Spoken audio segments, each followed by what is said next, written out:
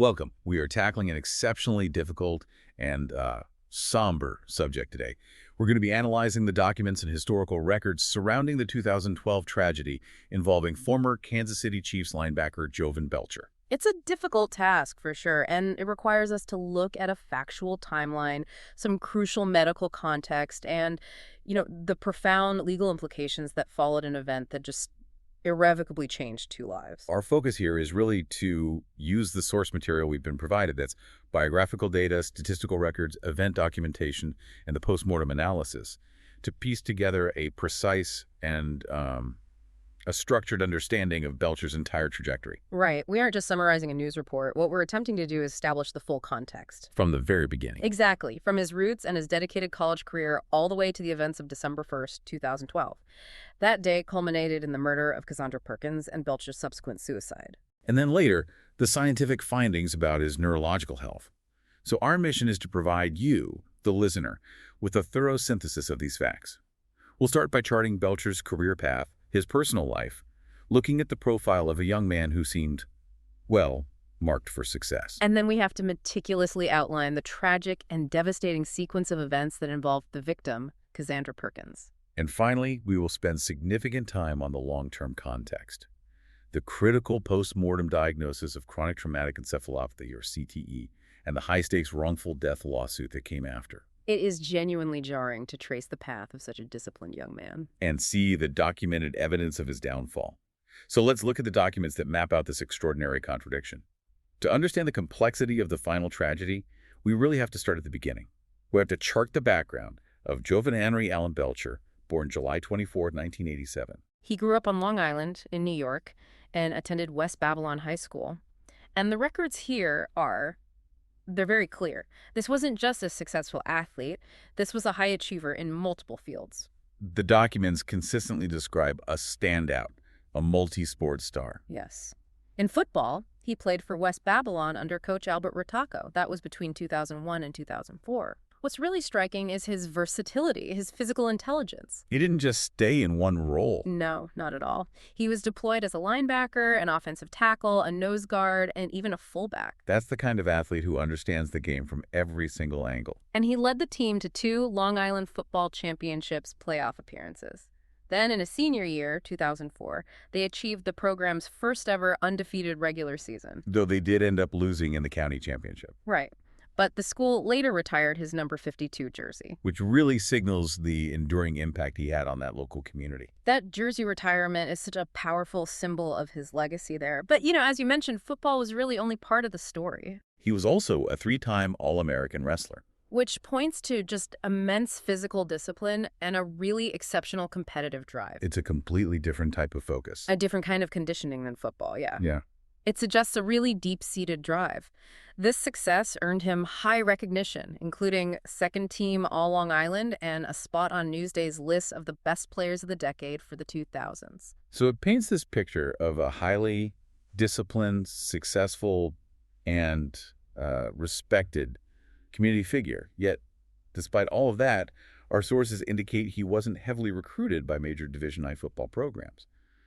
So why the disconnect? That's a crucial point of synthesis here. Often with players from smaller schools, especially ones who played so many different positions, scouts can struggle to project their one elite skill for the professional level. And his size was a factor. His height and overall size were likely seen as limitations for those traditional Division I roles.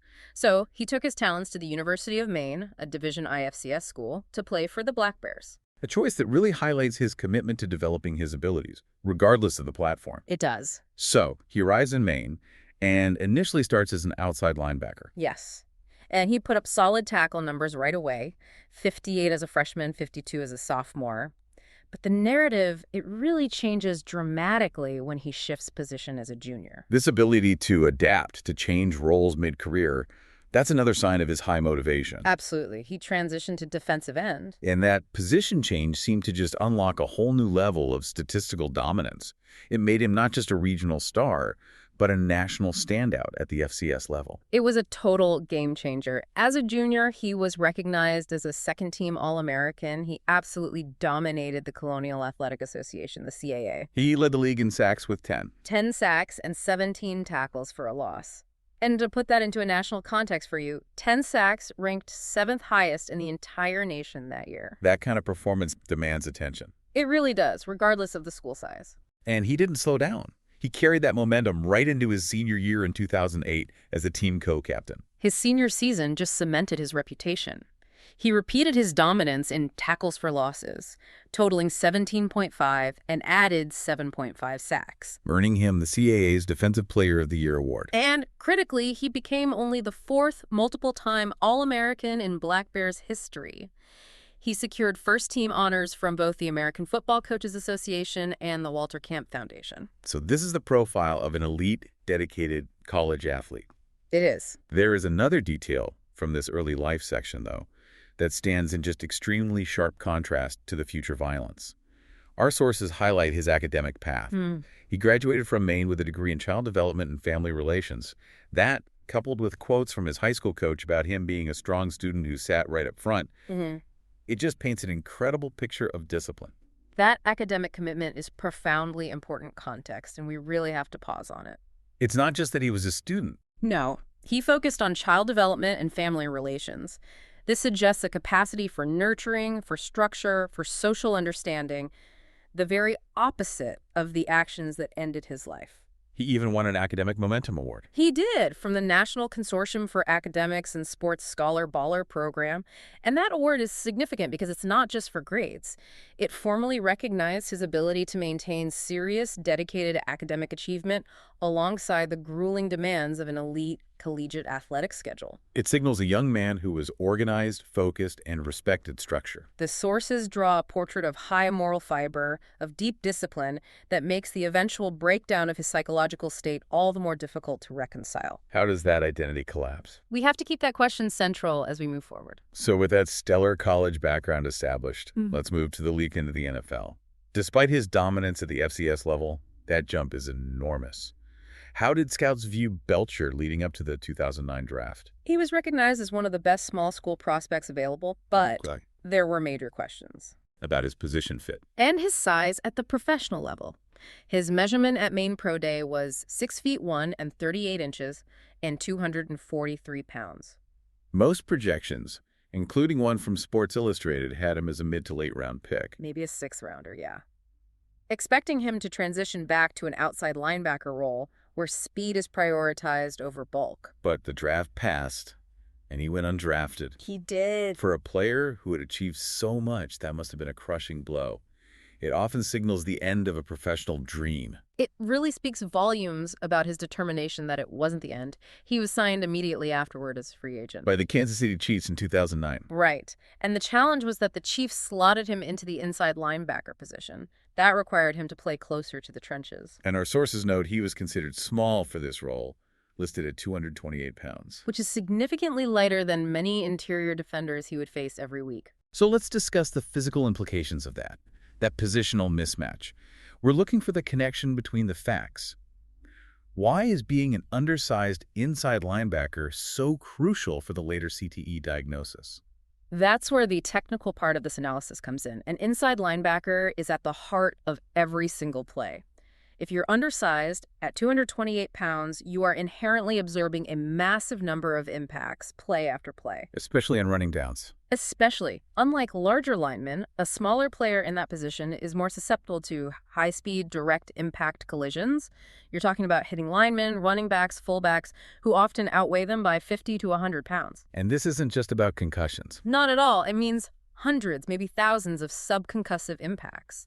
That low-level repetitive jarring that the latest research confirms is the best predictor of future neurological disease like CTE. So the sources indicate Belcher was putting his body and his head through a tremendous physical toll every Sunday just to make up for that size difference. That's the picture they paint. And despite those physical challenges, he very quickly established himself on the Chiefs roster. He was a quick study and immensely durable. In his rookie year, 2009, he played in all 16 games, started 3, and accumulated 33 tackles and 2 assists. And by the 2010 season, he was a regular starter. Which is a remarkable achievement for an undrafted free agent. That year, he logged 53 tackles and 31 assists, and he helped the Chiefs secure a playoff spot. I remember that wild card loss to the Baltimore Ravens. His performance was particularly strong. It was. He recorded 9 tackles and 1.5 sacks in that game. And his peak statistical performance seems to have been in 2011, really solidifying his role as a key contributor. That's correct. In 2011, he posted his most productive season, 61 tackles and 26 assists. This consistent upward trajectory led the Chiefs to re-sign him. That was in March 2012. Yes, to a lucrative 1-year contract valued at about $1.9 million. That contract signals not just stability, but the team's professional commitment to him as a core part of their defense. Right before the season that ended his life. And in 2012, prior to the tragedy, he had played 11 games, starting 10, contributing 33 tackles and 5 assists. So he was professionally successful, financially stable, an integral player in the middle of a contract year when everything just unraveled. Yeah. And just as we noted his academic focus, the source material reinforces a persistent narrative of positive community engagement right up to the end of his life. The sources show a clear dichotomy. Publicly, he maintained the profile of a dedicated role model athlete.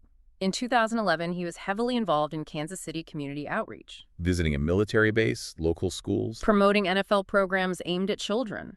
And furthermore, he never forgot his roots.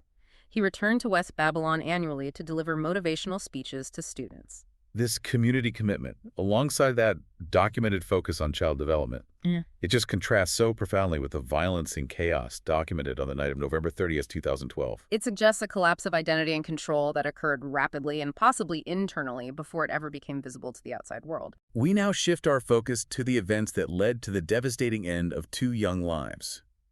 We have to proceed here by establishing the factual timeline and acknowledging the victim, Cassandra Perkins, with sensitivity and respect. Cassandra Perkins was only 22 years old, and she was the mother of their 3-month-old baby girl, Zoe. The sources paint a picture of a woman who was also deeply involved in the community, mirroring Belcher's own outward image. She participated in the Chiefs Women's Organization, contributing to charity work and awareness campaigns alongside other players' wives and partners. And the sources tell us they were introduced through Chiefs running back Jamal Charles. That's right. His wife was Cassandra Perkins' first cousin, so that established a family connection right there within the team structure. By late 2012, they were living together with baby Zoe at 5401 Chrysler Avenue in Kansas City. And a key detail in the source material, one that was meant to be a sort of safety net for the couple, is the recent arrival of Belcher's mother, Cheryl Shepard.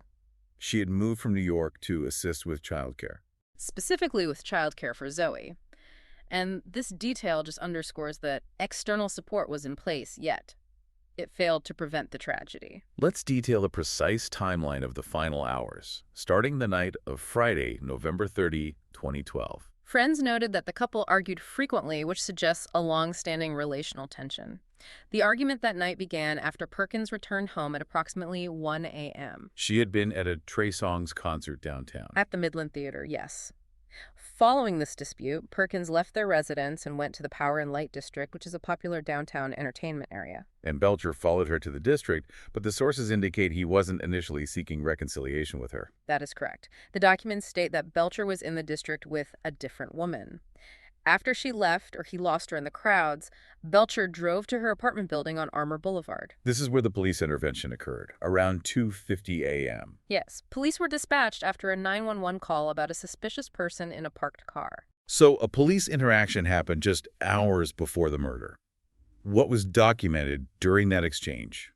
The police noted that Belcher told them he was waiting for his girlfriend and had forgotten the apartment code.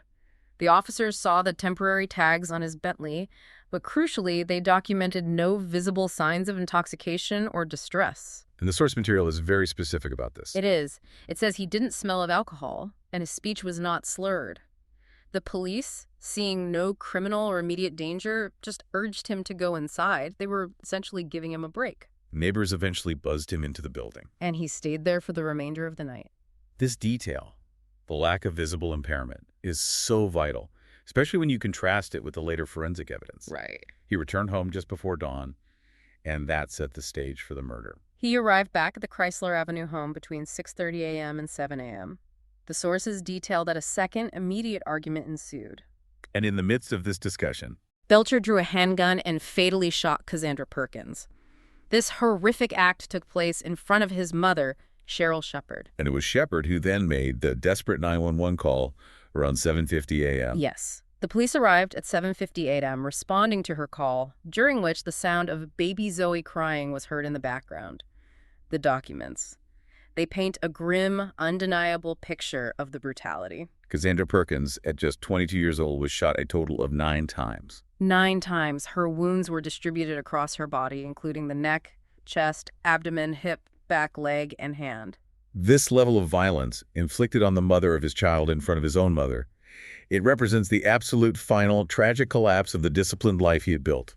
Following the murder, the timeline shifts rapidly to the Chiefs' facility, to Arrowhead Stadium, just a 5-mile drive away. Right, he drove his Bentley Continental GT straight there. What was the scene like when he arrived? He drove into the Chiefs' practice facility parking lot, and when he emerged from the car, he was holding a gun pointed at his own head.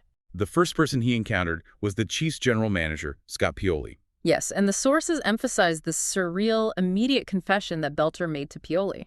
What were his final communicated words to the Chiefs staff? Belcher stated clearly that he had just murdered his girlfriend. He thanked Pioli, and then, in a moment that speaks to some level of residual parental concern, he made an urgent request. He asked both Pioli and the Chiefs' owner, Clark Hunt, to take care of his 3-month-old daughter, Zoe. Pioli immediately began trying to de-escalate the situation, trying to persuade him to drop the weapon. Another staff arrived. Correct. Head coach Romeo Crennel and linebackers coach Gary Gibbs quickly arrived and joined Pioli. They were all desperately attempting to talk Belcher down and convince him to surrender the gun. Police were dispatched to the practice facility parking lot at 8:01 a.m. And as the sirens approached, the intervention ended tragically. As the sound of the police sirens intensified, Belcher stated to the men, "I can't be here." He then knelt down by a car, made a sign of the cross, and shot himself in the head. The forensic evidence noted in the source material from the scene is highly distressing. It details Cassandra Perkins's blood smeared over the chrome gear shift of Belcher's vehicle, along with broken glass on the dashboard, remnants of the violent chaos he had just driven away from. Let's return to that critical contradiction we noted earlier in the timeline, the police interaction versus the later autopsy results. Yes. The post-mortem findings provide a crucial piece of the puzzle regarding his state of mind that morning. They absolutely do. And this requires us to synthesize 2 conflicting pieces of data. The Jackson County Medical Examiner's Office released autopsy reports in January 2013, which show that Belcher had a blood alcohol content, or BAC, of 0.170 milli-GDL. That's more than double the legal driving limit in Missouri. It is.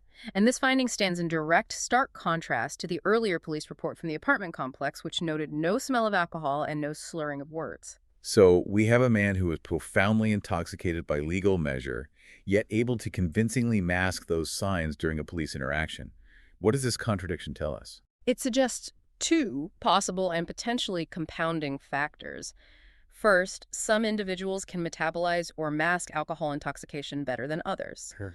Second, and more relevant to our overall analysis, when neurological impairment, which we now know was later confirmed is present, it can alter the presentation of chemical impairment. The sources don't make a clinical diagnosis, of course. No, but we have to acknowledge that a BAC level of 0.170 combined with later confirmed CTE presents a terrifying picture of compounded impairment.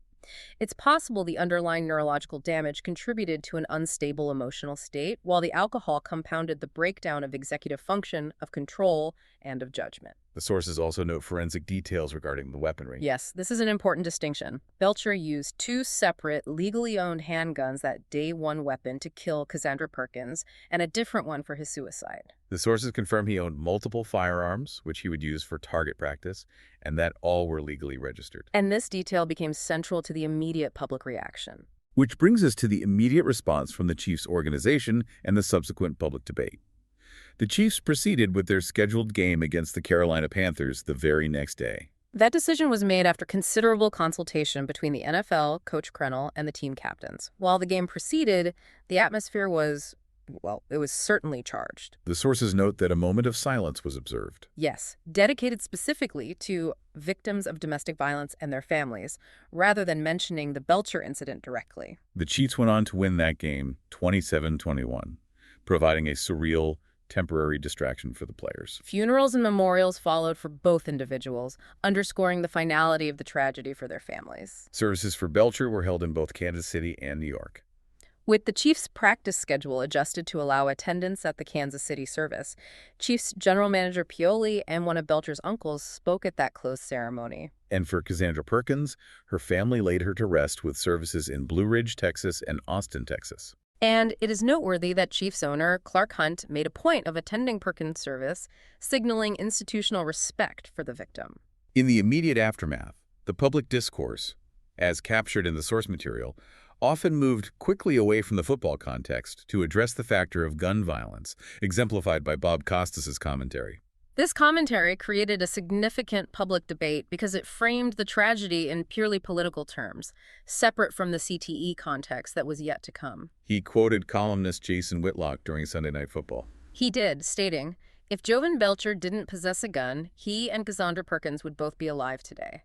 This placed the focus squarely on the accessibility and presence of firearms as the key catalyst. It provoked a strong reaction, both supportive and critical. And as reporters of the source material, we just note that this debate immediately dominated the conversation. And within the sports community, the incident immediately drew comparisons to a high-profile case from 2007.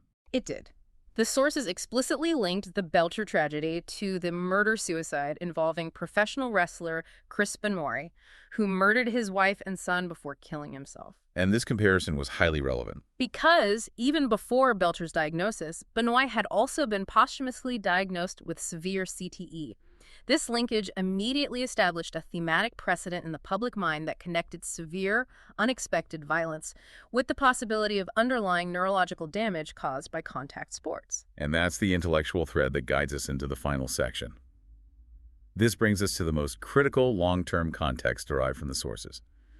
The medical investigation into Jovan Belcher's health, specifically looking for chronic traumatic encephalopathy. Right. This shift from a criminal case to a medical case began nearly a year after the tragedy. It's a remarkable piece of postscript investigation. In December 2013, at the request of his family, Belcher's body was exhumed from the North Babylon Cemetery.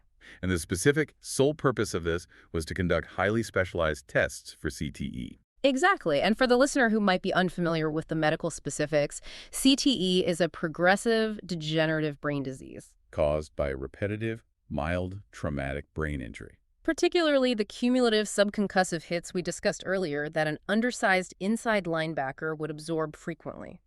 The symptoms often include memory loss, confusion, impaired judgment, aggression, depression, and eventually progressive dementia. And the findings were definitive. They fundamentally altered the narrative. They were. An ESPN report, released on September 29, 2014, publicly confirmed that Jovan Belcher did have CTE at the time of his death. And our sources highlight the profound significance of this finding. Belcher became one of at least 345 NFL players diagnosed after death with the disease. The research surrounding the diagnosis increasingly suggests that the frequency and cumulative force of head hits absorbed by a player is the single best predictor of whether they will develop this disease. It's hard to ignore the link between his playing career, especially his role as a smaller player in a highly impactful position, and this final diagnosis. Very hard to ignore. The confirmed diagnosis of CTE immediately changed the public conversation.